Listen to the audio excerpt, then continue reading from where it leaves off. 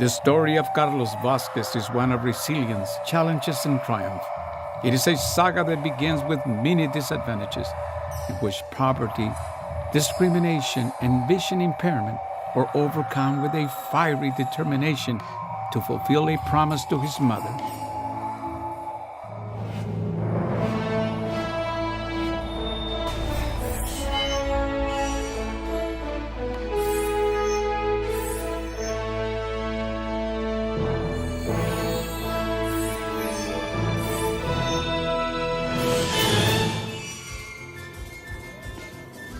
As a little boy, I remember the breeze in the mornings, waking up, seeing the sun rise, watching the trees, that natural green color that they give out. And also when I got a chance to be at one of my top games in my soccer games and scoring that goal from a midfield. Memories I'll never forget. I was born in a small town in Guatemala called San Francisco El Alto. It was the southern part of Guatemala. It's a small village. I was born in 1986. I'm the last person in the family. Out of a total of 7 children, they were dealing with poverty. Pretty much everyone was, because of the civil war going on at that time. They had just the basic resources, water. We actually had a field with corn, so we had that. I came basically from a very poor family. When I was born, I was diagnosed with cataracts. Very early in life, his mother, Fermina, noticed there was something wrong with the child's eyesight. Pues nadie me creía tampoco de que él no miraba, hasta que un día mi mamá fue a ver y me dijo, es cierto que no mira, y le digo, mami, mira como le dije que pusiera la mano sobre enfrente de él, y él bien fijo tenía los ojos. Entonces fue cuando empecé yo a buscar un médico. Despite the sad news, his mother Fermina would not give up. She began to look for solutions. If there was something she could do to save her child, she would do it. En realidad no tenía nada cuando empecé a buscar y fui al médico que me recomendaron, que era un buen médico, y pues en este momento no me acuerdo cuánto era la cantidad del dinero. Y pues la única solución que yo tenía era de prestarle a mi papá, porque mi papá sí tenía dinero.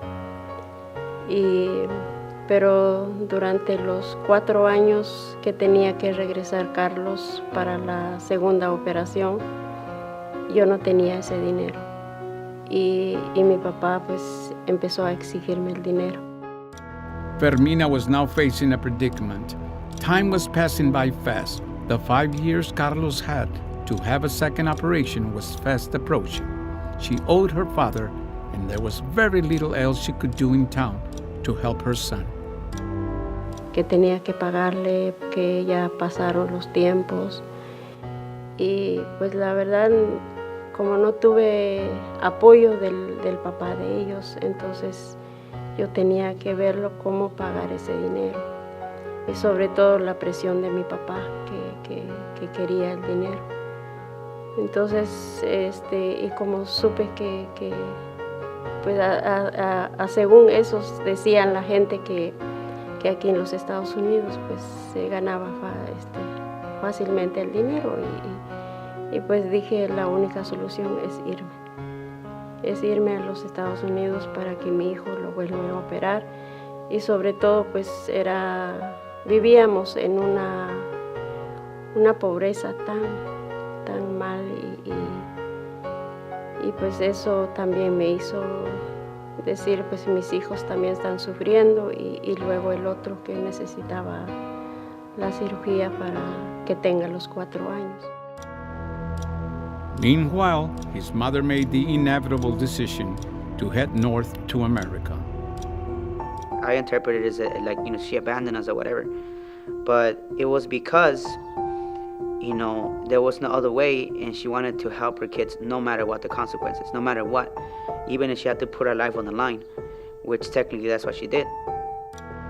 The trip to America proved to be difficult for Fermina. After 3 attempts to cross illegally, she was apprehended and sent to prison, where she remained for several months. Llegué a los Estados Unidos, pero lamentablemente caí en manos de migración. So it was just mostly all of the kids left. Like my bigger sister was the one who basically took care of all of the kids. At that point though, I was already 8. So, and if you notice, I mentioned that I was supposed to get a surgery at the age of 5. However, since the whole circumstances of my mom leaving, I never got it. My second year started. That was when everything just started falling apart. My vision just started deteriorating little by little. I started having problems, such as like I would have to sit near the board. Sometimes it would look so blurry. I would just see lines, not letters, so I would get closer and things would be better. My coach actually cried when he had to let me go on the team, because he was like, "You're an amazing player and you're like really young, and I hate for this to happen to you." My teacher as well told me, "I don't know how to deal with this, but I don't care if you just sit in the classroom and just listen to me talk, and I'm sure you can learn by that." You know, she always wanted to keep me in class. However, the principal found out that I was losing my sight. He did not hesitate one bit, called my dad to come back to San Francisco because we needed to have a meeting. Told him that I was gonna be removed from the school because they had no services for the blind. Carlos refused to accept his blindness and began to rebel. They told me not to ride bikes. I would do it anyway. They told me not to play soccer. I would do it anyway. And they told me not to go out on the streets because I could get run over. Oh well, I did it anyway.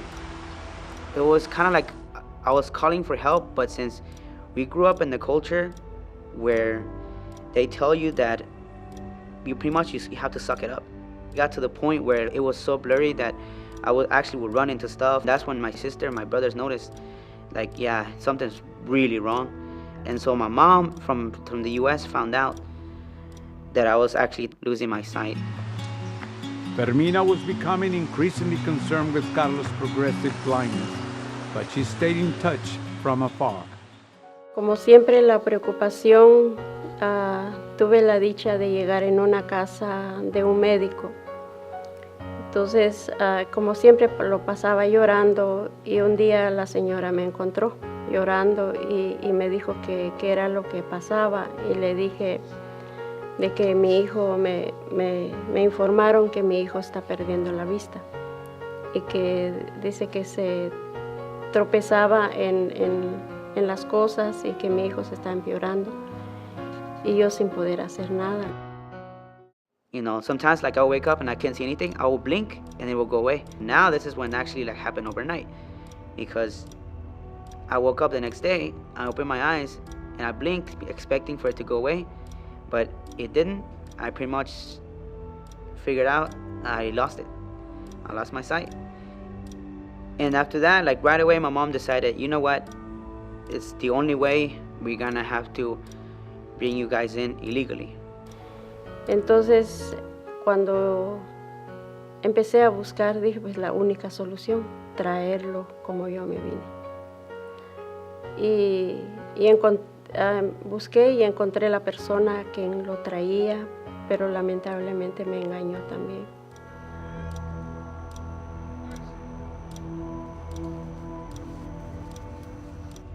The trip to come to the United States was supposed to be a nice trip, you know, buses, airplanes. It was supposed to be a smooth ride, whatever. It was a nightmare for several reasons. Me dijo que iba a venir con una visa legal y que iba a pasar legalmente, que no iba a cruzar ríos. At the time when we came, I was 10 or 11, I think, can't remember.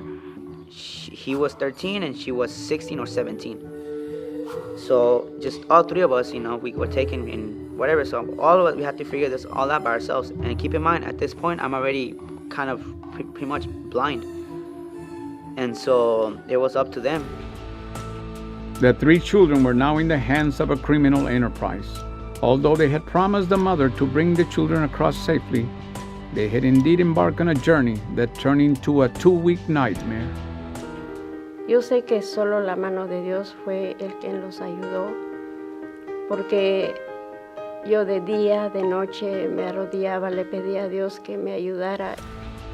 These were tense moments. The children were transported under dangerous circumstances from Guatemala to Mexico City and on to the U.S. border. Now, here's the bad part. They promised us that we're gonna cross safely across the bridge. Either that, or we're gonna have to wait, and if we're gonna have to take a plane. And then they told us that it was time. It turns out that it was all a lie. The coyotes kept the three children confused and ill-informed. They were constantly moved from place to place. Literally, as soon as we were about to get into the river, we hear gunshots. So the gunshots came from above. I heard one, it was probably like to my right, and then one on the left. But I think they fired in the air to kind of like catch our attention. As soon as that happened, these guys, they left us behind. They just took off. 3 children. Carlos was 10, Alex was 13, and Elva was 17, who were left in the hands with criminals who abandoned them in the middle of Mexico and then in the woods in a very dangerous environment. Here we were in the middle of nowhere, and like near a river, where basically we're now deep into like it was kind of like a forest, I would say, because there was trees everywhere, bushes. So we did the only thing we could think of, which was to go into the trees, hide on the bushes, and just lay there motionless. Maybe like not long after, we hear this group passing by us. Like we hear footsteps on the leaves, on the grass, and then we hear people talking in Spanish. As soon as we heard that, we all like jumped out. And one of the guys who was crossing these other group of people saw me. Hey, is that like the kid who's blind? And so he didn't hesitate. It's clear right now. The current is kind of strong though, so everybody hold hands. One of the guys put me on his shoulders, and he told me, he's like, we're gonna cross you. He started encouraging me. We're gonna do this. Like I got your brother right here next to me, and your sister with somebody right on the other side. But the currents were so strong that the guy could barely keep up with me on his shoulders. Like he was kind of slipping, and he almost fell into the water. And the water was pretty deep. My brother didn't know how to swim. My sister didn't know how to swim either. My brother was like sort of being dragged by the current little by little. So my brother tried the best he could. He managed, and we made it.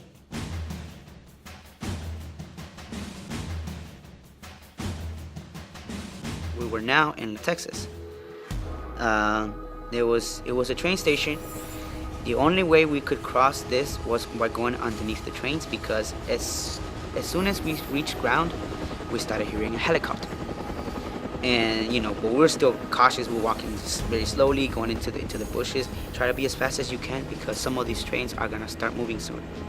We went underneath the train. Right before we crossed the last train, as soon as we're about to cross it, the engine was going on that one. So it was like, oh, should we wait or should we cross it? But the helicopter was, hovering, like looking around, going in circles. We decided we should cross it. A lot of people were gone. My brother was passed, my sister passed by. It was me left with this lady. We were underneath that train, and that thing started moving. And I fell, and the lady fell. And we were still underneath the train, like until I reached down. I just stretched, grabbed whatever I could get off hold of her while she was walking. I was kind of dragged a little, but then I managed to get my feet on the floor, and I like ran for it. And if I didn't do that wrong enough, my legs would have been gone. One has to reflect on the impact all of this is having on a 10-year-old who cannot see but can hear all the horror that's going on around him. Carlos' mother has not slept or eaten a decent meal for days, worried that her children had met with disaster. No recuerdo si fueron 5 días o 6 días que no supe nada de ellos, porque había prometido el hombre traerlos en 3 días. Cuando pasaron esos días, para mí que algo había pasado con ellos. And right there, we crossed all of the trains, and thankfully there was a taxi that was arranged for us to be there. And we crossed the trains. He saw we had our luggage and everything. Like, he ran out, he started yelling at us like, you need to run, get over here soon or I'm gonna leave. It was actually our first Greyhound ever that we took, and there was gonna be a checkpoint. However, during that checkpoint, all of us were asleep. No immigration agent checked up on us. They just passed us by because we were sleeping. And next thing you know, I awoke and I was in Houston, Texas. The 3 hungry and frightened children had made the journey from Guatemala to Houston under horrific conditions. Yo salía de mi trabajo tan desesperada que nomás terminando yo corría a la casa, sentada al teléfono, esperando la llamada. Y sí recuerdo que ese día entró una llamada y la persona me dijo, ¿usted es la señora Fermina? Y le dije, sí, su hija está aquí y quiere hablar con usted. Fue cuando supe que mis hijos, a pesar de que fueron abandonados, llegaron aquí en Houston. When we arrived, the first thing my mom noticed, obviously, she noticed that I was holding on to somebody to kind of walk around at that time. Yo no podía aceptarlo. Al principio, al ver, dije, no puedo creer y no puedo aceptar que mi hijo queda ciego. Under incredible circumstances, Fermina had fulfilled her initial desire to bring her son Carlos to America. With the help of her employer, she now had access to the best medical services. It would be the definitive examination for Carlos, and one they had been looking forward to for a very long time. Cuando la doctora le informó a Carlos de que ya no había esperanzas para él, que definitivamente había perdido la vista. Y Carlos en ese momento, cuando la doctora le informó, empezó a pegar gritos. Quiso agarrar las cosas de los que estaban ahí, aventarlo. Sí, al salir de ahí, la doctora me pidió que no siguiera llorando y que tenía que darle fuerza a él. Y pues yo por dentro lloraba. Yo salí llorando. Recuerdo que nada más limpiaba las lágrimas, pero en silencio. We left the building.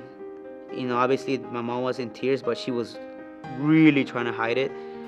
Y al bajar del elevador, al llegar al parqueo, me agarró y me puso enfrente y me dijo, yo sé que no la puedo ver, me dijo, aunque recuerdo su rostro.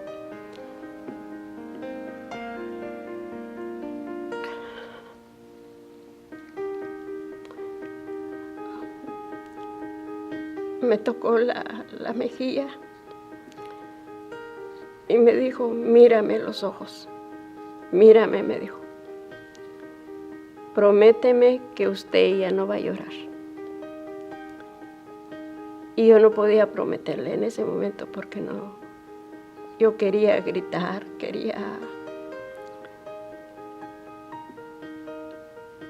no sé qué era lo que quería hacer en ese momento.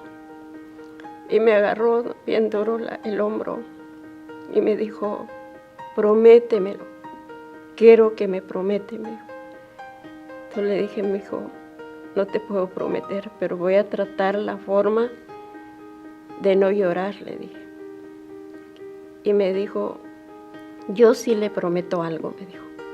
Yo sí le prometo algo que algún día, me dijo, voy a ser profesional. It was not your fault. Things happened. All we have to do, is just to get used to it and find new ways to adapt to it. And rather than complaining and rather than just focusing on grieving, I told her, I'm gonna start. If I get in school, accepted in school, I'm gonna prove these people that I can do, like I can be in the same level and probably better than anybody has imagined. Carlos quickly put into practice the promise he had made to his mother, first by enrolling in school. Although he had only gone to school in Guatemala, he surprised everyone when he learned English and caught up with his classmates in only 7 months. Carlos Vasquez. I remember meeting Carlos a number of years ago. He was newly in this country. I remember him telling me that his mother tried to get him here because the health care in his previous country wasn't such that it would help him to be able to overcome his visual problem, which was getting worse. It had been a long and arduous journey for Carlos, but on that devastating moment, when he was told he would never be able to see again, a dramatic change suddenly occurred. It was as if he had regained a new vision, one much more revealing than before. To the surprise of many and the delight of his mother and family, Carlos seemed to have embarked on a new journey, this time on a journey of accomplishments. If I could create a person who would work perfectly well with the rehabilitation counseling process, that would be Carlos. He wasn't interested in getting over his blindness. He wasn't interested in being able to see again. Carlos was interested in becoming all that he could become, despite the fact that he was blind. No sabía yo, hasta incluso yo dije de dónde salió ese talento que tiene, que toca música y instrumentos. I saw him playing the guitar for the first time, and I thought it was awesome, you know. So I got inspired from that. I started playing, you know, I picked it up myself. You know, I don't have that innate ability to play music like that, but, you know, I worked it little by little, you know. But this is because I was the best drummer of 2005-2006. So that's why I'm proud of this one. Carlos refused to give up several hobbies he had when he could see. One of them was playing video games. This guy is not just fighting at any level, he's fighting at a Muhammad Ali level or Mike Tyson, basically blind. This is what this kid is doing in the video game. He's fighting a game that requires nothing but visuals, or mostly visuals, and is beating people. He's actually beating people that compete at a professional level, and that's pretty amazing. For him to play competitively brings the attention to, you know, the big name companies like NetherRealm, and the creator Ed Boon. He actually met with him, and they were able to talk about how he interacts with the game, and the developers themselves went back and changed the game and added features that he can tune into, so that for a company to go in and make these changes in the gaming industry, as far as anybody else that wants to just be part of it.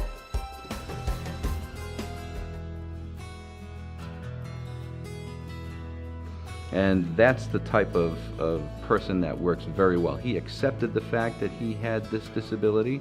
He embraced the idea that his life would not involve him being able to see light again.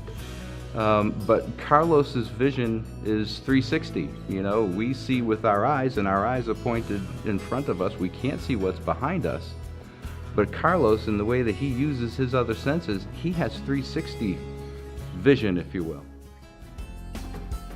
One of the major goals that I set myself with, now that I am where I am now, is to one day establish something back in Guatemala, which is where I came from. As it is known, you know, the poverty levels in that country are very high. You know, distribution is not equal, and not only that, but to me personally, people with disabilities are still treated as, you know, second-class citizens.